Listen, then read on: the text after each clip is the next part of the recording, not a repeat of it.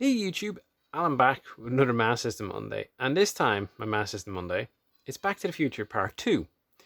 But it's not my normal pick. Normally I pick kind of a well-known game that maybe I don't necessarily like, but I can appreciate what they've done, or a game that I have great feelings for, nostalgic feelings for, whatever.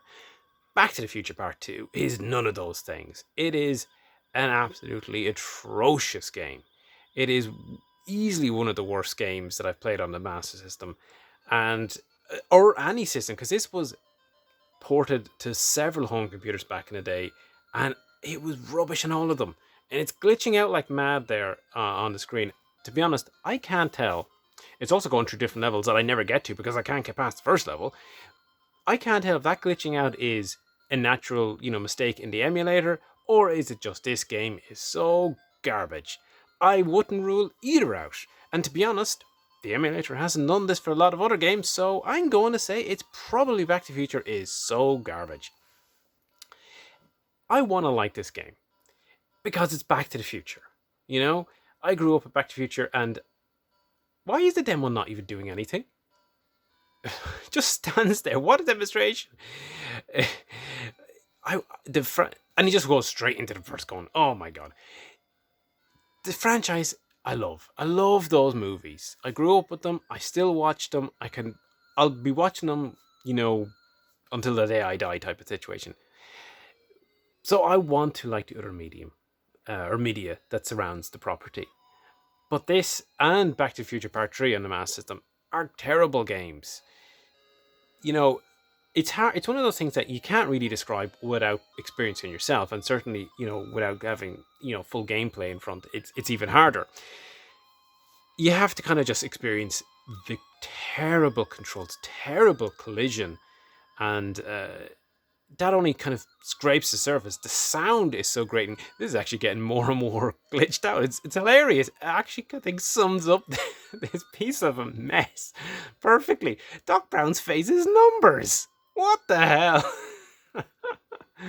But if you do try and play this game, you will see that skateboarding level or hoverboarding level again and again and again and again.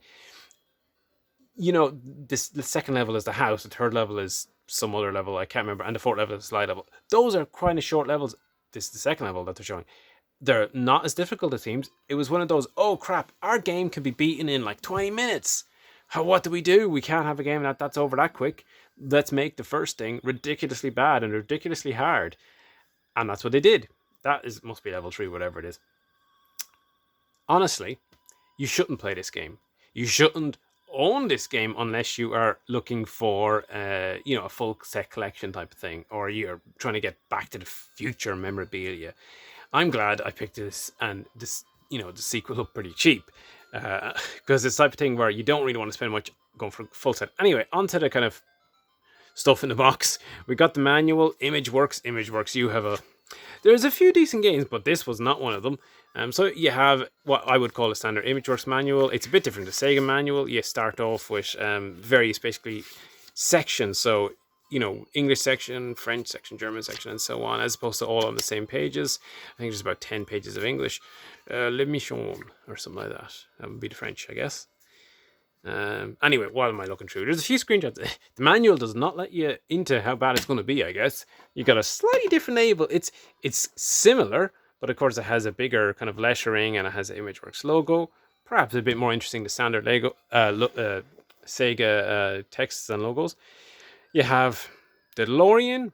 It's not a bad box. It's a bit plain, bit empty, but a lot of the early Master System stuff was. It was enough in the day to get people to kind of pick it up.